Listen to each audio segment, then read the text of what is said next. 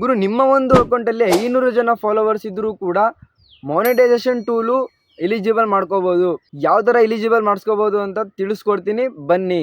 First ನಿಮ್ಮ ಪ್ರೊಫೈಲ್ನ open ಮಾಡಿ.